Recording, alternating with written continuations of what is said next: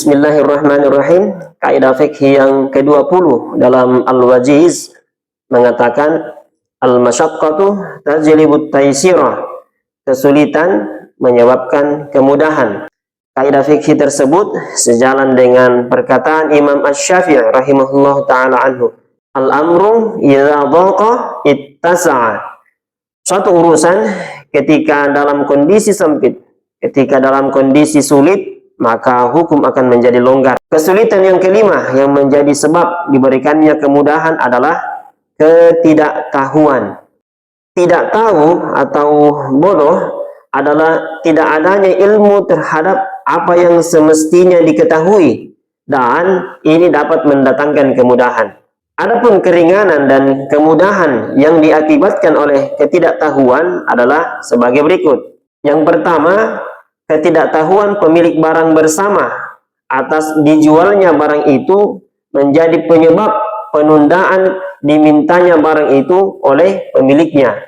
Yang kedua, ketidaktahuan wakil atau hakim tentang adanya pencopotan dirinya dari jabatannya. Begitu pula ketidaktahuan al-mahjur atau orang yang dicekal dari melakukan transaksi pembayaran atas statusnya yang dicekal merupakan uzur sehingga akad yang dilakukannya tetap sah. Hal itu berlaku sampai dia mengetahui statusnya yang dicekal.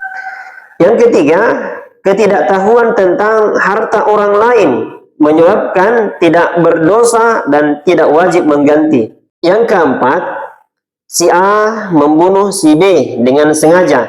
Sebagian ahli waris si B ingin memaafkan si A, tetapi sebagian yang lain membunuh si A. Maka apabila diketahui bahwa sebagian ahli waris telah memaafkan si A, maka yang membunuh si A dikisos. Sedangkan apabila dia yang membunuh si A tidak mengetahuinya, tidak mengetahui bahwa sebagian ahli waris telah memaafkannya, maka ahli waris pembunuh si A tidak dikenakan kisos karena ketidaktahuannya. Yang kelima, apabila pada barang yang dijual terdapat hal yang meragukan.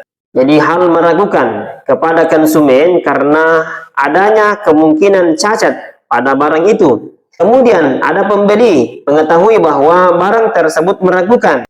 Akan tetapi dia, si pembeli, tidak mengetahui bahwa barang yang dibelinya benar-benar cacat. Jadi saat membeli, dia hanya sebatas ragu. Setelah barang itu dibeli, dia, si pembeli, baru mengetahuinya bahwa barangnya cacat. Maka si pembeli berhak mengembalikan barang itu, dan penglihatannya terhadap barang itu ketika membeli tidak dianggap menyetujui cacatnya barang tersebut. Yang keenam, dakwaan yang berlawanan dan sebabnya tidak jelas dapat dimaafkan. Seperti dakwaan yang berlawanan dalam masalah nasab dan talak. Contoh, apabila seseorang bernama A mengaku bahwa si B adalah bapaknya, sedangkan si B mengingkarinya. Akan tetapi di kemudian hari, si B menarik ucapannya, lalu mengatakan bahwa si A adalah anaknya, maka nasabnya dapat ditetapkan. Yang ketujuh, jika seorang wanita meminta khulu atau minta diceraikan kepada suaminya dengan ganti harta, kemudian wanita itu mengaku bahwa suaminya telah menjatuhkan talak 3 sebelum khulu dan dia dapat membuktikan hal itu, maka ganti harta yang diberikan karena khulu harus dikembalikan dan wanita itu dimaafkan karena meminta khulu. Demikian juga dengan pengakuan si wanita tadi yang mengatakan bahwa suaminya telah mentalaknya dengan talak 3 karena talak merupakan perbuatan orang lain. Sebab suami punya wewenang dalam hal itu sekalipun tanpa sepengetahuan istrinya, sehingga istrinya dimaafkan karena tidak mengetahui talak atas dirinya. Dan yang kedelapan, orang yang masuk Islam di tempat perang dan belum mengenal hukum Islam, lalu dia melakukan apa yang diharamkan oleh syariat Islam karena ketidaktahuannya, maka dia dimaafkan karena ketidaktahuannya itu. Wallahu a'lamu bishawab.